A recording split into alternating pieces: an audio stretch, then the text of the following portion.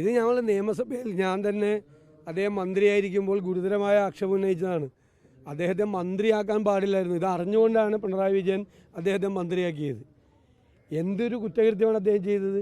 ലഹരി മരുന്ന് അടിവസ്ത്രത്തിൽ ഒളിപ്പിച്ചു കൊണ്ടുവന്ന ഒരാളെ, ഒരു വിദേശിയായിട്ടുള്ള ആളെ രക്ഷിക്കുന്നതിന് വേണ്ടി തൊണ്ടി മുതൽ അവിടെ നിന്ന് വാങ്ങിച്ചെടുത്ത് ആ അടിവസ്ത്രം വെട്ടിച്ചുരുക്കി അയാൾക്ക് പാകമല്ലാത്ത രീതിയിലാക്കി കളവ് കൃത്രിമം കാണിച്ച ഒരാൾ ആണ് അദ്ദേഹം.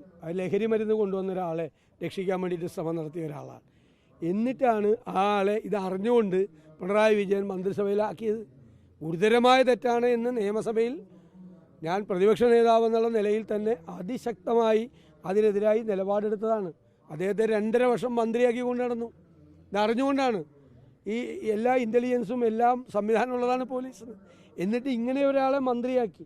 ഒരിക്കലും ആക്കാൻ പാടില്ലായിരുന്നു അദ്ദേഹത്തെ നിയമസഭയിൽ പോലും മത്സരിക്കാൻ സീറ്റ് കൊടുക്കാൻ പാടില്ലായിരുന്നു. കാരണം ഗുരുതരമായൊരു കുറ്റകൃത്യമാണ് അദ്ദേഹം ചെയ്തത്. ഒരാൾക്കും യോജിക്കാൻ പറ്റാത്ത, എന്നിട്ട് വെറുതെ വിടുകയും ചെയ്തു. ഈ പ്രതിയെ, ഈ വിദേശിയായിട്ടുള്ള ആളെ വെറുതെ വിടാൻ ഈ കൃത്രിമം കാണിച്ച് ചെയ്തു. കോടതിക്ക് സംശയം തോന്നിയതുകൊണ്ടാണ് കോടതി 2ാമത് തെളിവെടുത്ത് ചെയ്തത്. ഇത് തന്നെയാണ് ഇപ്പോഴും ചെയ്തുകൊണ്ടിരിക്കുന്നത്. ശബരിമല സ്വർണ്ണക്കൊള്ളക്കേസിൽ സ്വർണം കൊള്ള ചെയ്ത ആളുകൾ മുഴുവൻ CPM നേതാക്കന്മാർ ജയിലിൽ കിടക്കുകയാണ്. അവരെ ഇപ്പോഴും സംരക്ഷിക്കുകയാണ്. ഒരു നടപടി അവർക്കെതിരെ എടുക്കില്ല. അവരെ പ്രൊട്ടക്റ്റ് ചെയ്യാൻ അവർക്ക് കൊട പിടിച്ചു കൊടുക്കുകയാണ്. കൊള്ളക്കാർക്ക് കൊട പിടിച്ചു കൊടുക്കുന്ന സർക്കാരാണിത്. അതൊന്നുകൂടി തെളിയിച്ചിരിക്കുന്ന ഈ സംഭവത്തോടു കൂടി തീർച്ചയായിട്ടും അല്ല എന്ന് തന്നെ എൻ്റെ അഭിപ്രായം. ഞങ്ങൾ നേരത്തെ തന്നെ പറഞ്ഞിട്ടുള്ള കാര്യമാണ്.